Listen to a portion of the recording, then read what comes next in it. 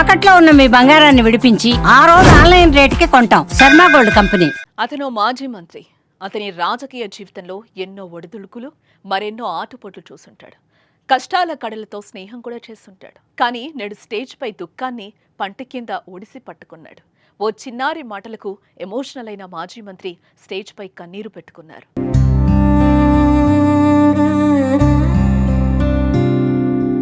సిద్దిపేట పట్టణంలోని మెట్రో గార్డెన్లో భద్రంగా ఉండాలి, భవిష్యత్తులో ఎదగాలి అనే అంశంపై స్కూల్ విద్యార్థులకు అవగాహన సదస్సు నిర్వహించారు. ఈ సదస్సులో మాజీ మంత్రి ఎమ్మెల్యే తన్నీరు హరీష్ రావు పాల్గొన్నారు. అవగాహన సదస్సులో తండ్రిని కోల్పోయి బిడ్డ చదువు కోసం తల్లి పడుతున్న కష్టాలను విద్యార్థులు పంచుకున్నారు. తమ చదువు కోసం పేరెంట్స్ పడుతున్న కష్టాలను గుర్తించి తాము చదువు కోసం తప్పిస్తున్న పేరెంట్స్ను ఇబ్బంది పెడుతున్నామని విద్యార్థులు ఆవేదన వ్యక్తం చేశారు. తండ్రిని కోల్పోయి బిడ్డ చదువు కోసం తల్లి పడుతున్న కష్టాన్ని కంటతడి పెట్టుకుంటూ ఓ విద్యార్థిని వెల్లడించింది. విద్యార్థిని వేదన విని హరీష్ రావు సైతం కంటతడి పెట్టారు. ఆ విద్యార్థిని దగ్గరకు తీసుకుని ఓదార్చారు. అందరికీ నమస్కారం. నా పేరు సాత్విక. నేను ఇక్కడికి రావడానికి మా అమ్మే కారణం. మా నాన్న సెకండ్ క్లాస్ లో చనిపోయాడు. అప్పటి నుంచి మా మమ్మీ కడుతూ నన్ను మంచిగా చూసుకునేది. కానీ మా మమ్మీని ఊరికే తింటున్నదాన్ని.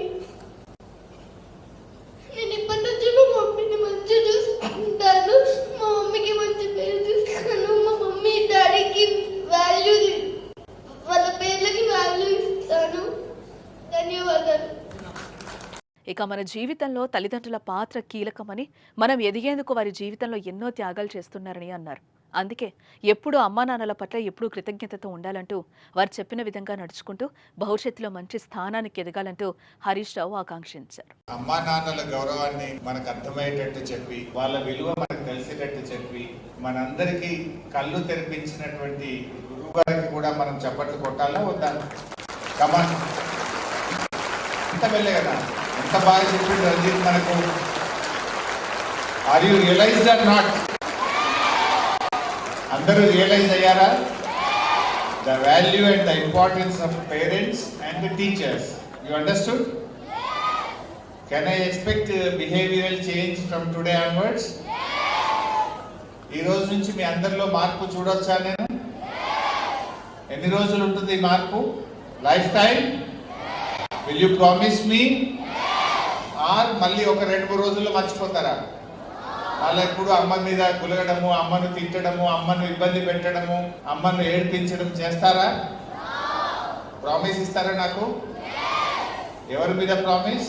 ఇంకా అమ్మా నాన్నని ఎప్పుడు ఇబ్బంది పెట్టను, అమ్మ చెప్పినట్టు వింటాను, నాన్న చెప్పినట్టు వింటాను, I love my parents, I love my teachers అని ప్రామిస్ చేయండి నాకు. Will you promise me? Promise on whom?